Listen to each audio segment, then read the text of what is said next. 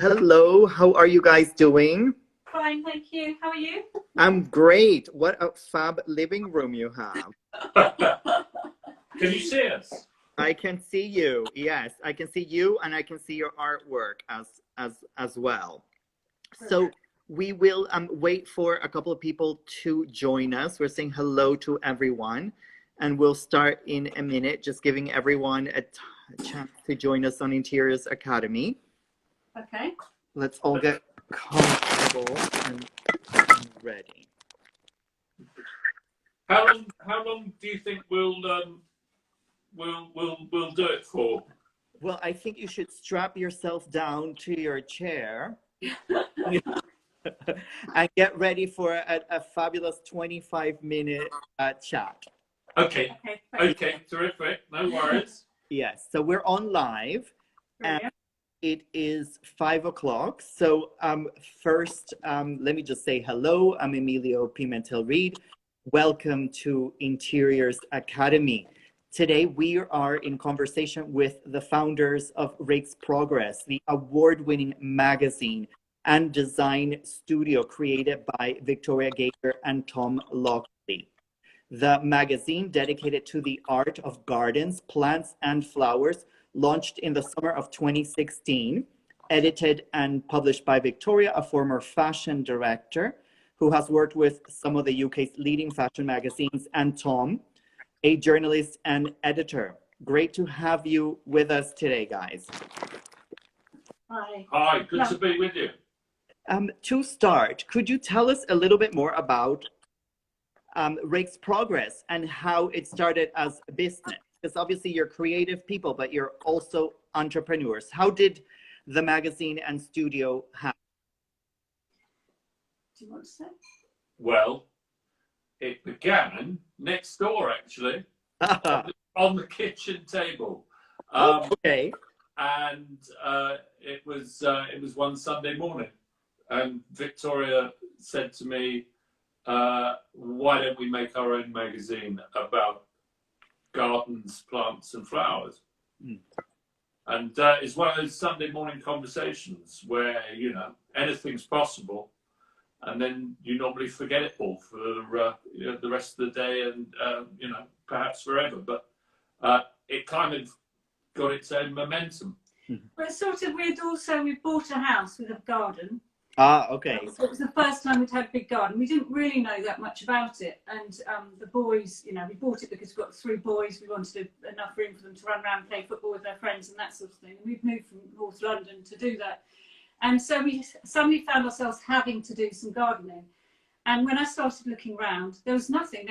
I could look up stuff that was instructional. I could look up stuff that with just pictures of beautiful gardens. But there was nothing actually that looked at the whole aesthetic of gardens, plants and flowers, from sort of design to interiors to architecture to all the things actually that we speak about in the magazine.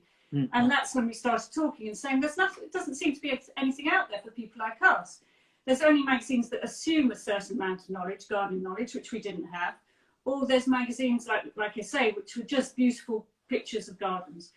So we looked and looked. We did all our research, looking in the UK, looked at what there had been some magazines abroad, but there was nothing over here.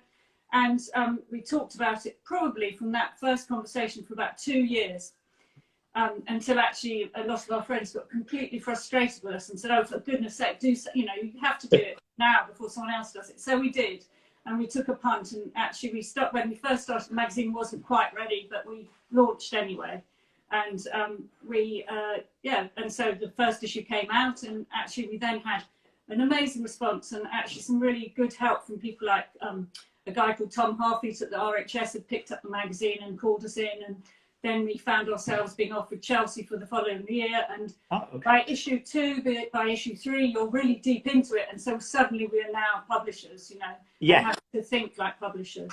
Yes, and I think that you've given a really good, you've made a really good statement about, you know, some thought to get started, but once you did and you had that concrete issue out there, people began noticing you. What you know,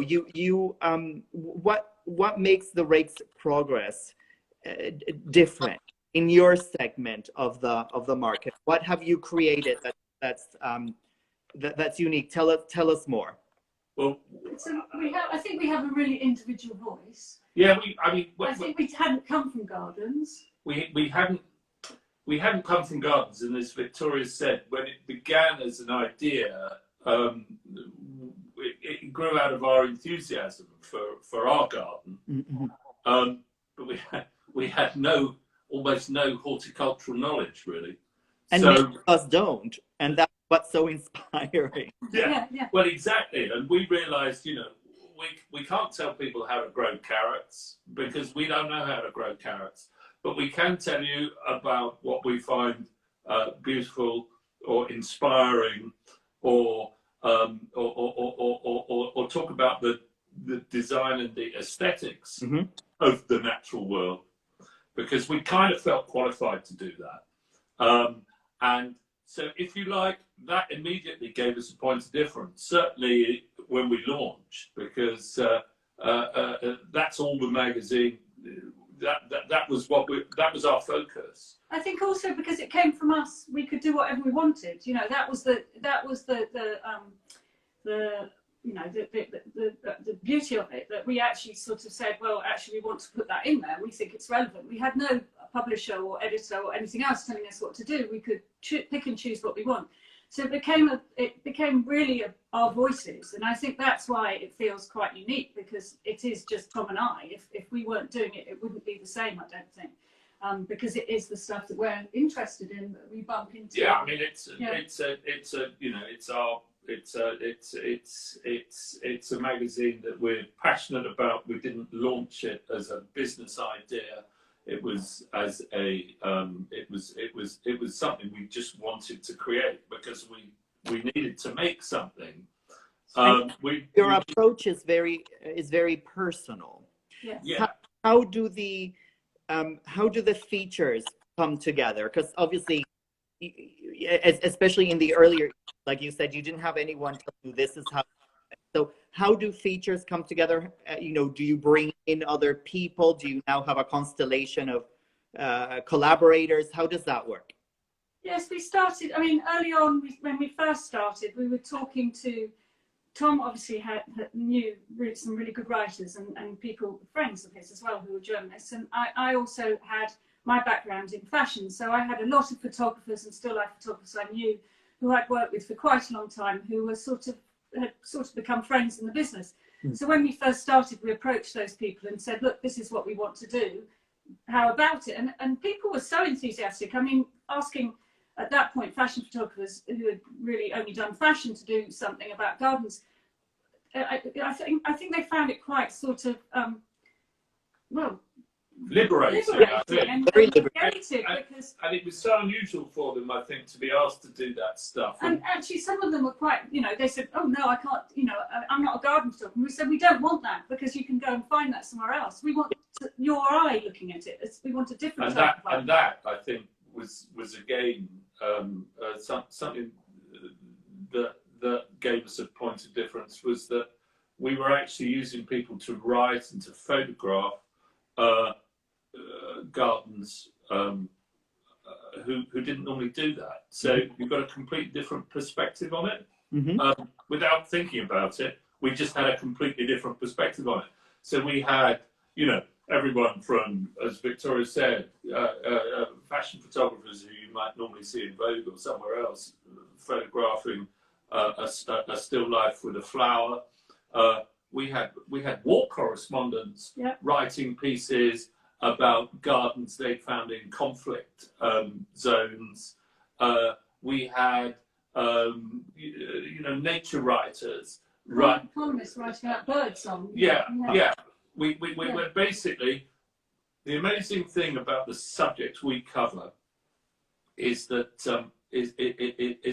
they tend to be subjects that people are passionate about. Mm-hmm. So you can get the people to contribute to the magazine who would normally be, who would normally be really difficult for us to use, especially on something as small scale as an independently published magazine. because A, for a fact, we probably couldn't afford them normally, and B, you know, they're used to much bigger platforms. But we were able to get them to contribute because actually it turns out they're passionate about a garden, or they're passionate about flowers, or they're passionate about bird song, and so they want an outlet, and they want to write or photograph or contribute. So we've had the most fantastic success in that sense. Sorry to interrupt, but it sounds like it was key that you actually found good photographers, yes, and good writers, and so therefore they were able to create beautiful images and write engaging text because they were passionate, but because they were good at what they did. And how do you see our relationship with our homes and our gardens is changing? How, you know, where are we going? How do you see the future for how we enjoy flowers and gardens and nature? Well, I think one of the things that happened when we launched was, which was now, you know, 4 years ago almost, is that we realised at the time that there was this undercurrent of dissatisfaction, I think, with the digital world that we now live in the sense that everyone used it, everyone relied on it, it was hugely important, but it was also leaving people with a sense that they were lacking something that was tangible. Mm-hmm. So when we came along with a paper magazine that was beautifully produced and as heavy and as thick as a book and was designed to be something you keep, mm-hmm. Those people who really got into it not just because of the subject matter, but also because it was tangible, it was collectible. It was, I think, in a way, a reaction to that digital world. So the time was right in that sense, in that there was this kickback against everything being instant and disposable. So I think that has underpinned quite a lot of the sort of interest that there is in the natural world, in things that are organic and are green, but I also and think, are natural. I also think the last few months being stuck inside has made it so people have found now know how important that space is, mm-hmm. how incredibly important it is to be able to step outside into a green space, or even just switch off and go and tend to either vegetables or plants or whatever. It can be a scrap of land, but I think gardens now, from now on, we're already getting important, even more important for everybody. It's almost like it's a trigger point. What we discovered and almost stumbled upon 4 years ago was this undercurrent of dissatisfaction, I think, with the disposable nature and the throwaway nature and the instant nature of the digital realm that we all live in. And then now there's this kind of trigger where we've all been forced to kind of engage with the you know, whether it's on our government sanctioned 20-minute walk outside, or whether it's because we're lucky enough to have a garden. We've all been forced to engage with the world that beyond our window, and I think that's something that people have found comforting. They found it distracting. They found it's grounded them, I think, in a way when the world has become very confusing. I just think, you know, that phrase that everyone uses for the mental health. I mean, just in terms of being able to switch off and actually away from some of the, you know, just the intensity of being locked inside. Mm-hmm. I think it's amazing. Gardens have a completely therapeutic effect, and people have obviously found that. Just like Tom says, even if they haven't got a garden, just going for a walk. Yes. Yeah. And how do gardens influence our home? You talked about all the changes that are happening. Is there a broader sort of arts and crafts revolution happening that influences our homes as well as our the arts and crafts thing, definitely. Yes, absolutely. I mean, we've always said what we thought was happening was, you know, obviously with the Industrial Revolution, there was a reaction to that. Machines, you know, this big, frightening revolution going on, and the reaction to that was the original arts and the craft. original arts and craft movement, with everything looking back at nature, and that whole new craft industry rising and everything else. And we feel exactly the same thing has happened in the last few years. It's a reaction to the digital revolution. People, the whole digital thing became so huge in our lives. This whole, cyberspace, and it's quite frightening. Everyone's jobs changed, the way people thought about things changed, and actually, I think then there was a reaction back to craft again, back to people doing things with their hands, which includes gardens, plants, nature as well, which again we can see in interiors and everything again, and textiles and craft and all the things that are going on again now. And so going back to magazines, because you guys are pioneers, what changes should the publishing industry be making in response to the current situation we are making? Because Tom said, that you produce something that people keep, big book that is not to dispose of. What things do you see changing in publishing, where before we have these big companies in publishing? Like where do you see us going? Well, I think, the scale of publishing has changed, and the scale of publishing will have to change, because in the boom of the magazines, that the numbers that were buying magazines was huge. Absolutely huge. And obviously advertising was freely being thrown around, and that's all changed. Independent magazine market has grown, with much smaller numbers and much more focused readers, and those readers are sort of intelligent and perfectly capable of mixing between analog and digital, and print and digital, and the big magazines, I think, have continued on their path of searching and trying to get more and more readers, and they're not there anymore. A lot of the things that were being printed in the past are readily available online, and what independent magazines give is a really focused, curated form of magazines that the bigger publishers no longer do, because they're bound by all the old rules of working with their advertisers and everything else. And one of the things that we found when we first started was actually entering that from a different perspective, and then trying to find our way through that.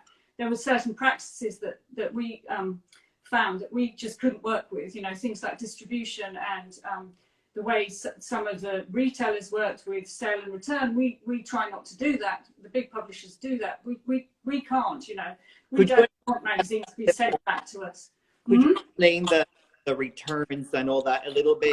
Well, what happens with some is that when a magazine at the end of its month or season, or when the next magazine is going into the shop, the distributor will then ask them to tell them how many returns they have.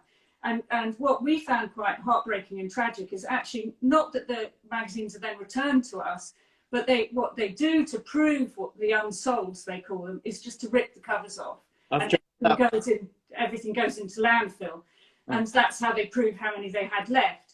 Well, for us, when we've spent so much time, money, effort, and passion actually to produce something, that was quite heartbreaking. So we ended up saying, right, okay, well, we won't give you that many. We'll sell in small amounts. And if you want to reorder, you can reorder. But we will sell in small amounts, and you take them as you pay for them outright. Yeah. And so there's an incentive for them to sell them. There's an incentive for them, especially with our magazine, where it doesn't really matter if it stays on the shelf because people are collecting it. There's an incentive for them to keep them on the shelves. And so, yeah, that was one of the things that we found a different path for us. And how do magazines contribute to society? Because obviously, your magazine brings joy and inspiration, but what do you see magazines giving to society in general? Why do we them?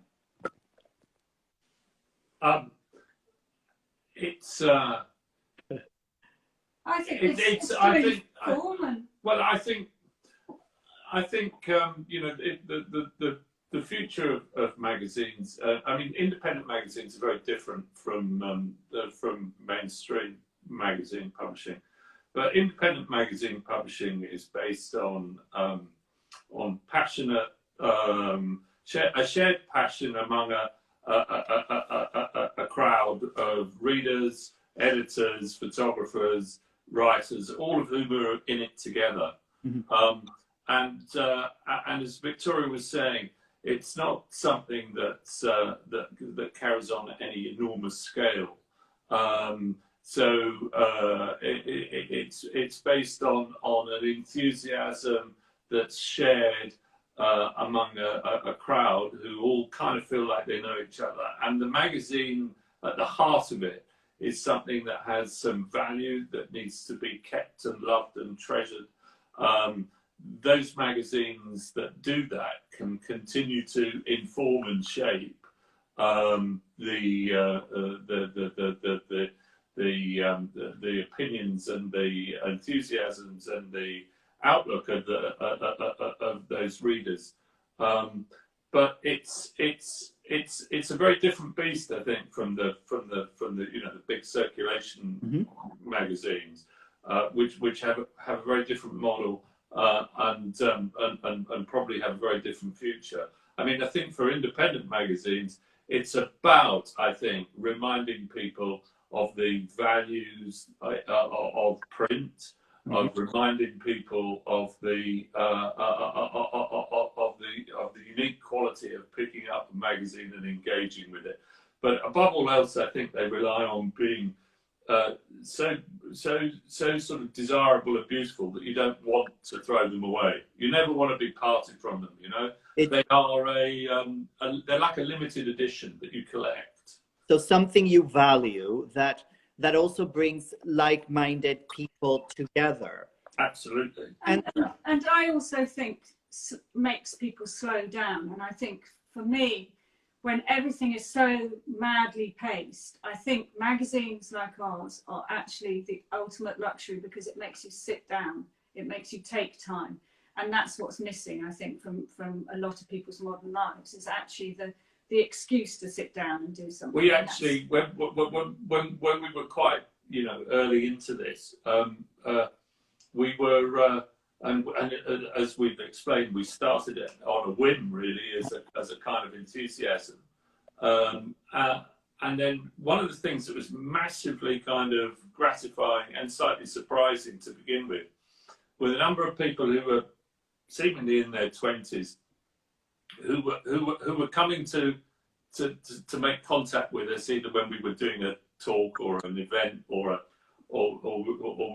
they met us by getting in touch over social media and things, and they were saying things like, "This is my," and picking up the magazine, "This is my excuse to put down my phone." Uh-huh. And it was like, well, we didn't make it as that, but I tell you what, that's a fantastic thing to hear, because it's part of. There is a slow movement, as we all know, and we feel like we're part of that. That movement that's encouraging people to just for 1 minute slow down, take your time, look around you. The magazine makes you slow down. It makes you enjoy. What projects are you looking forward to? What happens next for Rakes Progress? What things are missing in the market that you are looking forward to engaging with? For us? That you can. For us, we've got.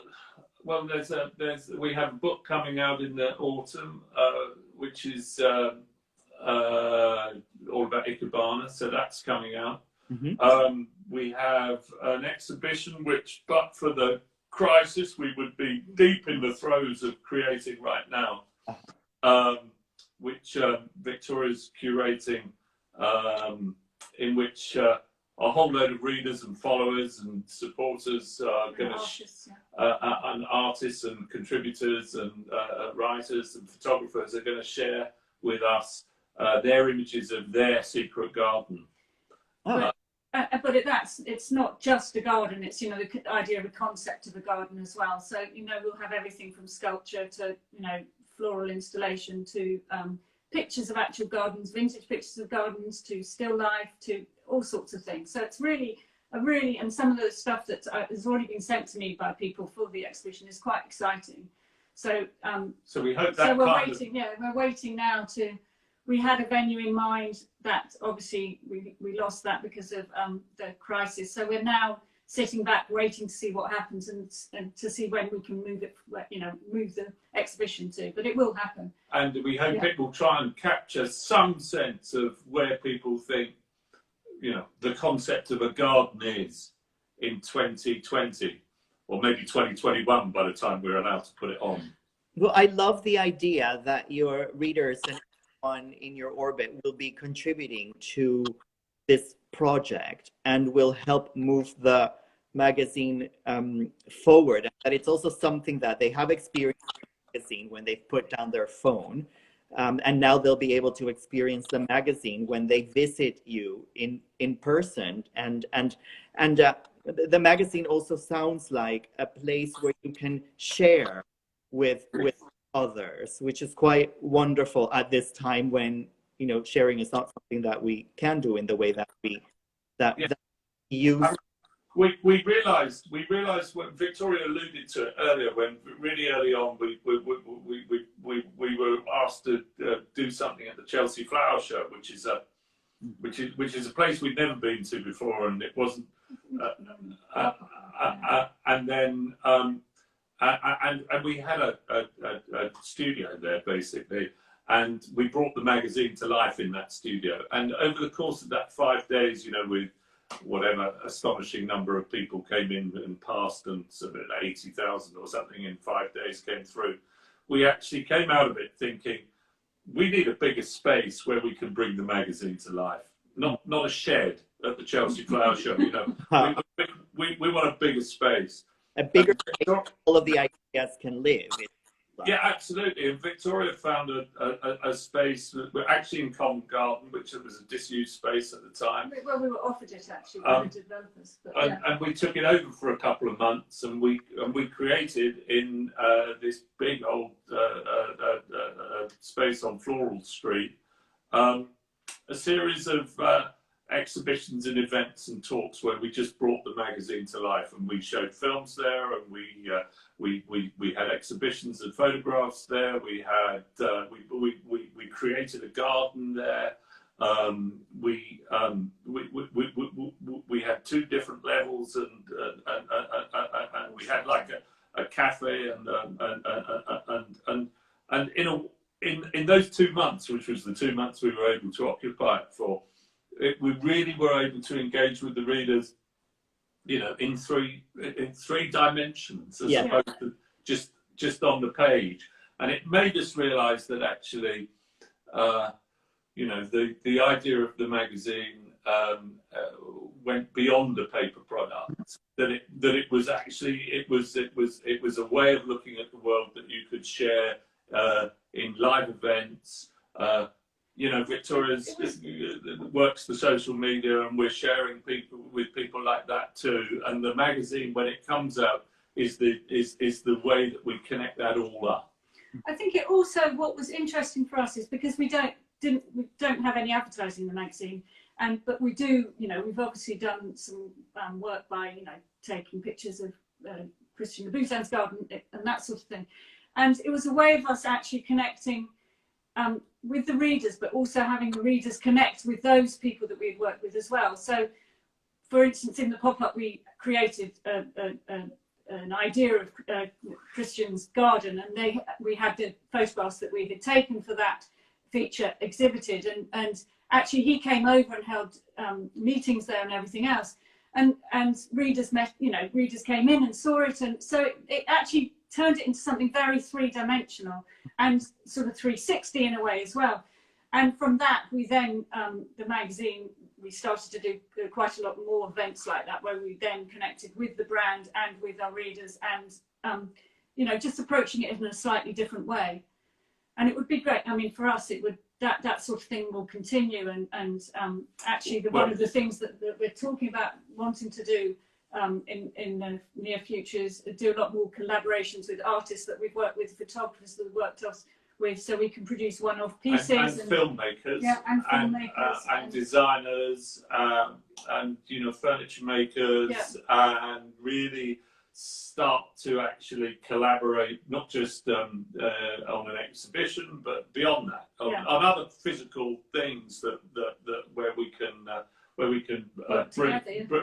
bring contributors, readers, and ourselves all into the same equation. And our conversation, we have been creativity, creatives, all the people who are part of your world. In your view, why is design and British design and creativity worth it? I'm going to ask me. I think, I don't know. I think that British design has always been, about heritage, history, taking risks, being fearless, having the skills that we have in the UK that go back, the incredible skills actually, the craftsmen we have here. It's about personality. It's about possibility. It's about the edge that we bring to things. And actually, quite a lot of the time, we are in this country anyway. I think we're very adventurous. We have an idea and we go with it. We take it, and that's what makes British craftsmanship and British design so great, I think. Well, thank you so much for taking the time to speak with us today, and for sharing the fearless that it has taken to create such a beautiful, inspiring magazine. We wish you lots of success. Thank you so much, Victoria and Tom, and have a good rest of the day. Well, thank you, and thank you for inviting us to talk with you. It's been a real pleasure. Bye-bye. Bye-bye. Bye-bye.